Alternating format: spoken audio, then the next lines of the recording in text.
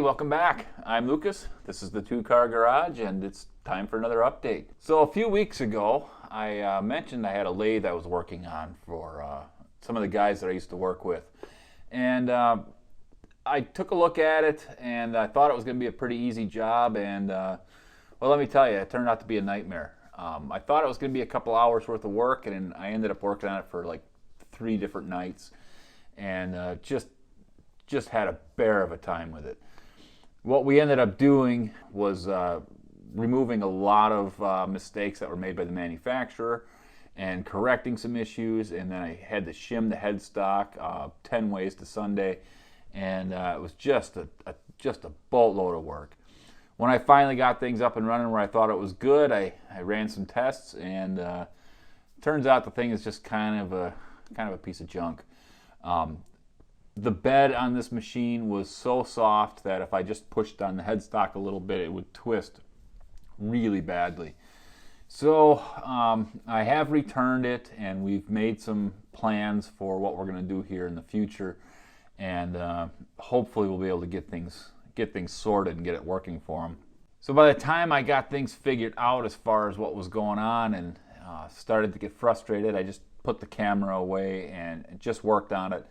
I needed to get it finished so I could get it returned, and I really just didn't want to be distracted running a camera. You know, the latest video I did put out was actually getting the fenders fit for this car, and that was all leading to getting back to work on this front apron. This week I really started to actually hit it hard. We've got, again, the fenders are fit. I'm progressing through and getting all of my new replacement panels to fit, and all in all, things are coming along. In fact, let me just bring you up close, and I'll show you some of the stuff that I'm working on and some of the fitment issues we have with all these brand new panels. Well, if I get the hood up here, you know, you can kind of see where we are. Again, the front valance is actually, for the most part, it's fit here now. I still have a lot of little things I need to do, you know, kind of get things straightened out and some finish alignment. The alignment up here on this seal channel is really, really funky, so we're going to have to do a bunch of manipulation there, but I'm getting there. Now you'll notice here all this paint that's removed. The actual seal channel that was on here was so poorly installed and shaped. I just couldn't stomach leaving it on there. So we went ahead and just pulled that off. I do have some new ones on order, and you know, we're gonna get that actually installed correctly and just make sure that everything works good and, you know, looks good when it's finished. Now, some of the things that we had to do to this to get it to this point, you know, beyond removing this channel, this lip right here was all kinds of bent and warped just from when it got bent over. So I went ahead and straightened that out and got it to fit the inner fender well, so everything was good there. But what ended up happening is this curve in the front, you know, the panel's got a shape to it here, actually flattened out. And so this thing was just perfectly straight. So that's why this was all warped. So I went ahead and I took my my brand new shrinker stretcher tool and started shrinking these up in a couple of different, you can see all the teeth marks that are in here. And I started shrinking this edge here to bring that curve back, and we really got things back to where they're supposed to be. If I set this aside, I do have this inner fender panel patch basically ready to weld in. I'm not going to weld things in until I have everything else fit and I know that I'm 100%. But if I go ahead and remove this here,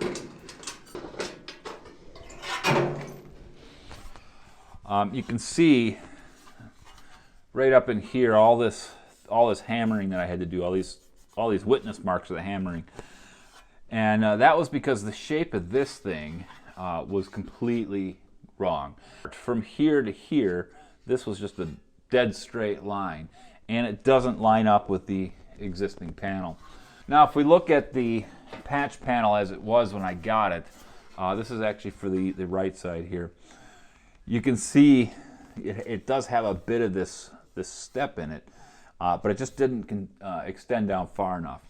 If I would have installed a larger section of this patch and brought it all the way up into this region, it probably would have been better, I guess, as far as the fit goes. But I just didn't want to be messing with this original rail. I really just wanted to save as much of the original metal as possible. That's why we clipped it off. So really I've clipped off, if you draw a line from here up to here, about that much of it. You can see, if I hold it like that, just how much material we ended up cutting off of this. But, again, with a little bit of hammering here, I was able to get this step in it. So now when I slide this up in here, it lines up really nicely now. So we're just about there. I do have some more hammer work to do in here, mostly just to straighten it out and get rid of all the hammer marks and make it look pretty. But the shape of it now is all correct. This bottom lip here that the belly pan sits on, that was all bent and warped. This one here, I've already done some work to it, but you can see just how badly warped this is. And the whole panel all the way around basically looked like that. For the most part though, this side is finished and ready to weld in. We'll just do some finish cleanup work on it, and then we can get this guy in there. The next thing I need to do is get the passenger side cut out and get this patch panel fit. And once I get to that point, then I will have these three components fit, the two inner fenders plus my front valence. And then really it just comes down to getting this belly pan to fit. I've done some test fitting with this, and this passenger side inner fender is so messed up I can't actually get this in place. So I won't be able to really start focusing on this until I get the other side cut out and ready to patch in. But for the most part, it's really coming along. Now, part of this whole package here, trying to get all of this stuff to work together, involves the fenders, the valence, the quarter panel, the hood. Everything needs to be worked on kind of at the same time to get everything to work.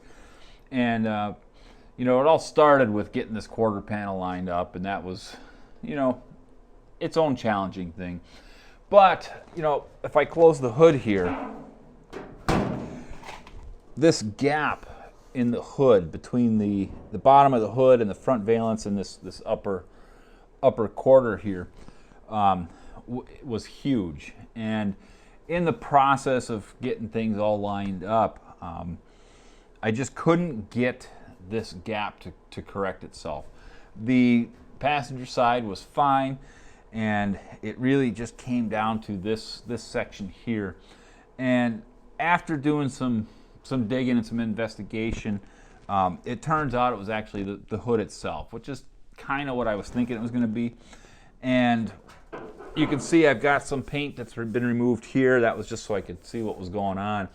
And it turns out this lip was all bent up. So by straightening out this ceiling lip here, we were able to get this gap to close up. It's not finished yet. I still have a bunch of little things to do to it, but at least now I'm in the ballpark. That's the type of stuff you need to expect, whenever you're, working on these old cars. But again, we're moving in the right direction. I'm real happy with how things are starting to straighten out here, and so it won't be too long till we're finished here. Now I know it's been a long time since we actually looked at the front of this car and talked about the reasoning for cutting all this metal out, but take a look at this. Now this is the replacement panel. You can see how it's got all these flat sections, nice crisp lines where everything is shaped where it's supposed to be. And this is the piece that I ended up cutting out. And that's pretty hosed up. You know, this thing, when it got hit, this all just kind of accordioned in on itself, and when they straightened it out to make it a driver again, they just kind of got it straight enough that the front of the car looked okay, and then just a bunch of body filler, and that kind of finished it off. You know what I'm finding is the further I get into this, the more my decisions are being justified. You know, things were so messed up in here that there really was no way I was going to be able to get that straight within a reasonable amount of time. Could you have fixed all that? Sure you could have, but ultimately having all this removed and patching in the new pieces, it's just going to be nicer and a better end repair. You know, a lot of the little stuff that we've been working on just to make sure all this works out nice for us includes just straightening up the rest of the front of the car here. If I pop this valance back off, get this set aside, this section right in here was all kinds of bent around and was wavy. The original belly pan, this guy right here, you know, when this thing was in its original accident, you know, this all got pushed in and bent back. And so we had to take this entire lip and get that all straightened out. And while it seems like a simple thing, it's something that I know a lot of times I see missed. People will just take the new panel and bend it around and make it fit the car, when really it's this part that's wrong. I'm sure I'm still going to have to do a lot of fitting on that belly pan, but in this case, having a good straight foundation is key. You know, so you don't want to be skipping all those kinds of steps. A couple of tools that I found to be really kind of invaluable in helping with this whole process. For starters, I just have a simple body slide hammer here.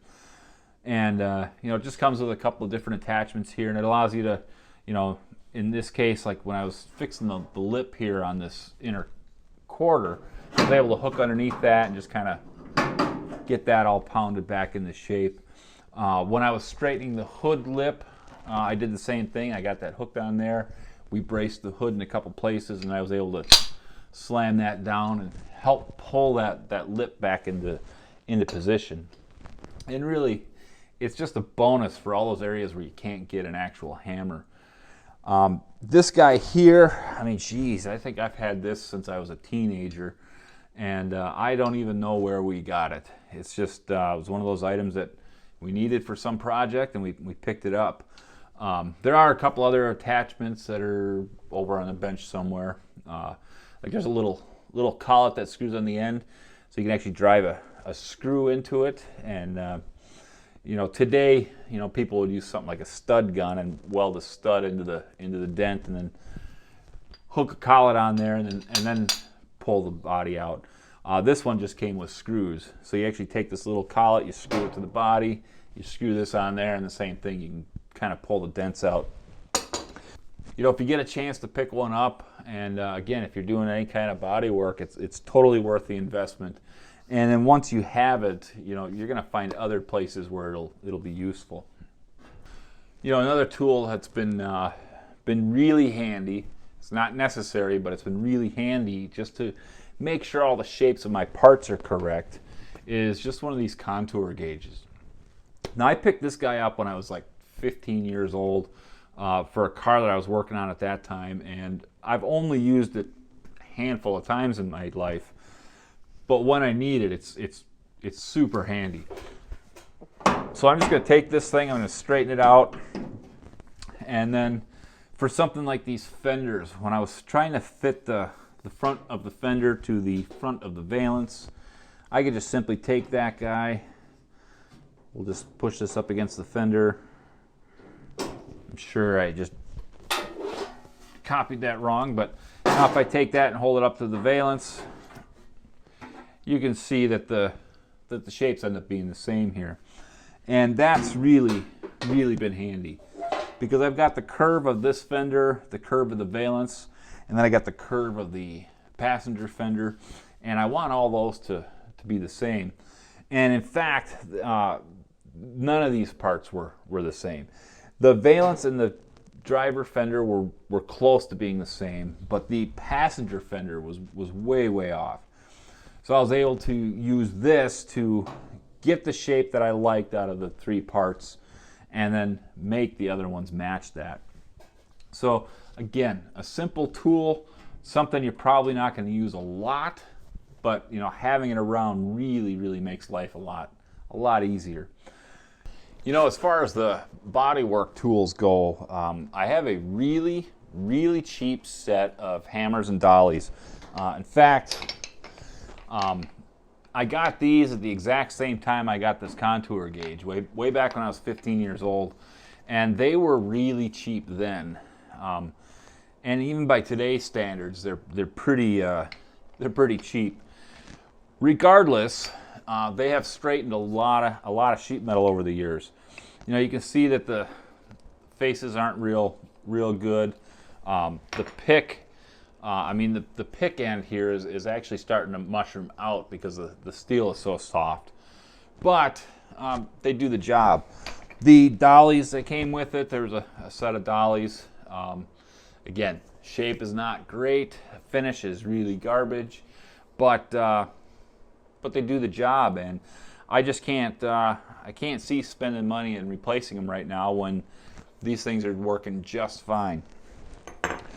For a lot of the finesse type hammer work though, I find myself constantly using this little ball peen hammer. This is one that I picked up, I don't know, probably 20 years ago, and again, it was a discount tool, really garbage.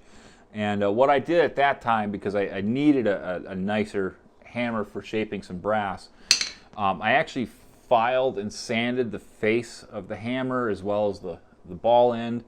And in fact, I polished it up really nice. And that was because, again, I was working on a lot of brass and I didn't want to be leaving marks in that.